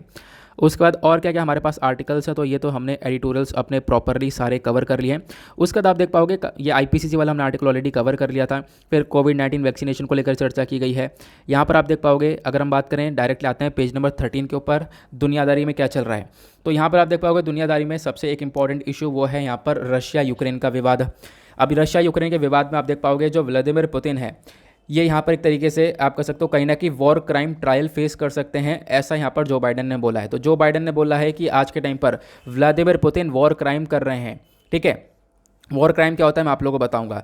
तो इसी को लेकर व्लादिमीर पुतिन के ऊपर वॉर क्राइम ट्रायल चार्जेस लगाए जा सकते हैं, और प्लस अभी यहाँ पर रशिया के ऊपर और भी बहुत सारे सैंक्शंस इम्पोज किए जा सकते हैं, ऐसा यहाँ पर बाइडेन ने बोला है। बाइडेन बोलते हैं कि वो चाहता है कि हम लोग और बहुत सारे सैंक्शन अभी रशिया के ऊपर लगाएं, क्योंकि रशिया कहीं ना कहीं एक वॉर क्राइम कर रहा है। क्योंकि ये इन्फॉर्मेशन यूक्रेन की साइड से भी बोली गई है। यूक्रेन के जो प्रेसिडेंट हैं वोलोदिमिर ज़ेलेंस्की, इनका कहना यह है कि भाई देखो बहुत सारी सिविलियंस की जान गई है, सिविलियंस की डेथ हुई है, और जो भी ये जान गई है, जिन भी यहाँ पर रशिया के अटैक की वजह से जान गई है, वो सब एक जीनोसाइड, एक हत्याकांड हुआ है। तो ये इनके थ्रू कहना है। और उसके साथ साथ यहाँ पर इनका कहना है जो वॉर क्राइम्स है बेसिकली ये कहीं ना कहीं इसको दुनिया भर के थ्रू एक जीनोसाइड कंसीडर करना चाहिए, और जीनोसाइड कंसीडर किया जाएगा। जो रशिया ने किया है आज के टाइम पर यूक्रेन के साथ में एक जीनोसाइड है, ऐसा यहाँ पर एक तरीके से ज़ेलेंस्की भी बोलते हैं। तो ये चाहते हैं कि भाई इंटरनेशनल लेवल पर ही यहाँ पर इसको एक जीनोसाइड की तरह देखा जाए। क्लियर हुआ, तो ये यहाँ पर बताया गया। लेकिन बाइडेन ने बोला है कि यहाँ पर व्लादिमीर पुतिन कहीं ना कहीं वॉर क्राइम ट्रायल फेस कर सकते हैं। तो वॉर क्राइम क्या होता है मैं आपको बताता हूँ। इस आर्टिकल को आप लोग GS पेपर 2 से रिलेट कर सकते हो। तो रिसेंटली भी न्यूज़ निकल कर आई थी कि भाई जो इंटरनेशनल क्रिमिनल कोर्ट है जहाँ पर सारे क्राइम्स को देखा जाता है, तो इसने अनाउंस किया था कि भाई ये एक इन्वेस्टिगेशन ओपन करेंगे, और यहाँ पर देखेंगे कि भाई जो वॉर क्राइम्स करे गए हैं रशिया के थ्रू यूक्रेन के ऊपर, तो उसके ऊपर इन्वेस्टिगेशन किया जाएगा। तो इसको लेकर पहले भी आर्टिकल्स आए थे और वही आर्टिकल आज भी आया है। तो वॉर क्राइम क्या है, तो वॉर क्राइम को डिफाइन किया जाता है एक serious violation of humanitarian loss. ठीक है, मानव के जो भी यहाँ पर लॉज हैं, ठीक है, मान लो यहाँ पर उसके कोई किसी एक पर्टिकुलर जगह है जहाँ पर एक कॉन्फ्लिक्ट, एक विवाद क्रिएट हो गया, और उस पर्टिकुलर जगह पर उस इंसान के काफ़ी सारे लॉज थे, उसके अपने खुद के कानून थे। तो क्या हुआ, उस कानून का वोलेशन करना, उसको यहाँ पर एक तरीके से उसका हनन कर देना, तो बेसिकली कहीं ना कहीं वॉर क्राइम कहलाता है। जो ये डेफिनेशन है, ये डेफिनेशन एस्टेब्लिश करी गई है रोम स्टैट्यूट के थ्रू। ठीक है, तो रोम स्टैट्यूट ने यहाँ पर ये डेफिनेशन बनाई है, आप लोग यहाँ पर इसको देख सकते हो। ये डेफिनेशन लाई गई है 1949 के जेनेवा कन्वेंशन के माध्यम से। यहाँ पे बताया जाता है कि भाई यहाँ पर वॉर क्राइम के अंदर क्या है, विलफुल किलिंग्स करना, टॉर्चर करना, इनह्यूमन ट्रीटमेंट करना प्रिजनर्स ऑफ वॉर का, उसके बाद यहाँ पर फोर्स करना बच्चों को कि वो जाके लड़ाई करें। तो ये सारे एग्जाम्पल्स हैं वॉर क्राइम के। तो ये सारी चीज़ें यहाँ पर देखने को मिल जाती हैं वॉर क्राइम्स के अंदर। अब उसके बाद ये जो वॉर क्राइम्स है इसके भी अपने आप में काफ़ी सारे क्राइटेरिया हैं। यहाँ पर डिसाइड करना कि एक इंडिविजुअल या फिर जो मिलिट्री है उसने एक वॉर क्राइम क्या है, तो उसके लिए आपको यहाँ पर अलग अलग क्राइटेरिया देखना होता है। पहला क्राइटेरिया आता है डिस्टिंक्शन का। इसका मतलब ये बिल्कुल इलीगल है कि यहाँ पर आप कह सकते हो कि to target objectives that are expected to cause incidental loss to of civilian life. इसका मतलब क्या है, देखो यहाँ पर आप कह सकते हो कि हम लोग क्या देख पाते हैं, ये बिल्कुल गलत है कि यहाँ पर क्या हो रहा है, जो कोई सिविलियन लाइफ्स की मतलब जो लोग हैं आम लोग, उनकी जान जा रही है, उनको इंजरी पहुँच रही है, सिविलियन ऑब्जेक्टिव्स यहाँ पर बर्बाद हो रहे हैं। तो ये बिल्कुल गलत होता है, ये यहाँ पे बताया गया वॉर क्राइम के अंदर। दूसरा यहाँ पर क्या है, एक तरीके से जो आर्मीज़ है उनके ऊपर रोक लगा दी जाती है कि वो यहाँ पर जैसे मान लो कि एक आर्मी है, उसके ऊपर अटैक हुआ, फिर उसने उसके रेस्पॉन्स में यहाँ पर दूसरी तरफ अटैक किया, तो यहाँ पर बताया गया जो prohibit armies from responding to an attack while excessive violence. ठीक है, एग्जाम्पल लेते हैं, मान लो यहाँ पर एक सोल्जर मतलब मारा गया, और उसके बाद यहाँ पर अब एक सोल्जर मारा गया, तो उसके बदले में ऐसा ना हो कि यहाँ पर जो दूसरी कंट्री है वो पूरी तरह से दूसरी कंट्री के ऊपर बम्बार्डिंग कर रही है। जैसे मान लो रशिया का एक सोल्जर मारा गया यूक्रेन की साइड से, तो उसको देखते हुए ऐसा ना हो कि रशिया पूरी तरह से बम्बार्डिंग कर डाले, ठीक है, पूरे यूक्रेन के ऊपर। तो ऐसा सिनेरियो भी नहीं होना चाहिए, नहीं तो फिर वो भी वॉर क्राइम की कैटेगरी के अंदर आएगा। फिर उसके बाद यहाँ पर बताया गया कि भाई यहाँ पर मेजर फोकस ये है कि हम लोग क्या कर सकें, जो यहाँ पर ये हार्म हो रहा है, जो यहाँ पर हानि हो रही है, इसको हम लोग कम कर सकें। जो सिविलियन पॉपुलेशन है इनकी जान कम से कम जाए, ये हमारा मेजर फोकस रहता है। ठीक है, ये आप लोग देख पाओगे। प्लस यहाँ पर कुछ रेसिडेंटल जो बिल्डिंग्स होती हैं, स्कूल्स होते हैं, यहाँ पर आप कह सकते हो इनके ऊपर बम्बार्डिंग कर दी जाती है, इसकी वजह से काफ़ी सारे लोगों की जान चली जाती है। लेकिन अगर ये ज़रूरी है, ठीक है, मिलिट्री की नेसेसिटी है, तो ये कर सकते हो, तो ये वॉर क्राइम नहीं है। लेकिन अगर नेसेसिटी नहीं है, अगर ये काम ऐसा किया जाता है और ये नेसेसिटी नहीं है, बिल्कुल भी अननेसेसरी तरीके से बेफालतू में डिस्ट्रक्शन हो रहा है, तो कहीं ना कहीं ये एक वॉर क्राइम की कैटेगरी के अंदर में आता है। तो ये सारी चीज़ें यहाँ पर आप लोग देख पाओगे। तो वॉर क्राइम बेसिकली क्या है, लोगों को एक तरीके से बेफालतू में यहाँ पर मारना। यहाँ पे अगर हम लोग बात करें वॉर क्राइम और क्राइम अगेंस्ट ह्यूमैनिटी, दोनों में डिफरेंस देखने को मिलता है। United Nation Office on Genocide Prevention and the Responsibility to Protect और जीनोसाइड कन्वेंशन, ये आपको देखने को मिलेगा। ये जो है इन्होंने यहाँ पर सेपरेट कर रखा है वॉर क्राइम को जीनोसाइड से। जीनोसाइड हत्याकांड हो गया, वॉर क्राइम यहाँ पर एक अलग चीज़ हो गई, ठीक है। वॉर क्राइम यहाँ पर अगर हम लोग देखें, एक यहाँ पर आप देख पाओगे जो वॉर क्राइम है इसको डिफाइन किया गया, एक डोमेस्टिक कॉन्फ्लिक्ट, एक कंट्री के अंदर कॉन्फ्लिक्ट चली है, वॉर चली है बिटवीन द टू स्टेट्स, मतलब एक कंट्री के अंदर अपने आप में एक कॉन्फ्लिक्ट हो गया या फिर कभी दो स्टेट्स के बीच में लड़ाई हो गई, तो उसके बीच में जो क्राइम हो रहा है वो वॉर क्राइम कहलाएगा। लेकिन जो जीनोसाइड होता है ये एक ह्यूमैनिटी के अगेंस्ट में, मानवता के अगेंस्ट में एक बहुत बड़ा क्राइम देखने को मिलता है।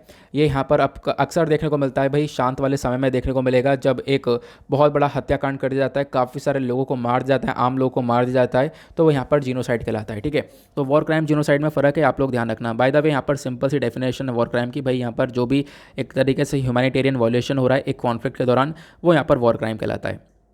क्लियर हुआ? आई होप आप लोग यहाँ पर इसको काफ़ी अच्छे से समझ चुके होंगे। देन उसके बाद इसी के नीचे एक छोटा सा आर्टिकल है और ये भी यहाँ पर वन लाइनर है, इसको ध्यान रख सकते हो। WHO यानी वर्ल्ड हेल्थ ऑर्गेनाइजेशन ने यहाँ पर स्टेटमेंट दिया है, बोला कि 99% जो दुनिया भर की पॉपुलेशन है वो कहीं ना कहीं पॉल्यूटेड एयर को ब्रीथ कर रही है, पॉल्यूटेड एयर की यहाँ पर मतलब गंदी हवा यहाँ पर सांस ले रही है।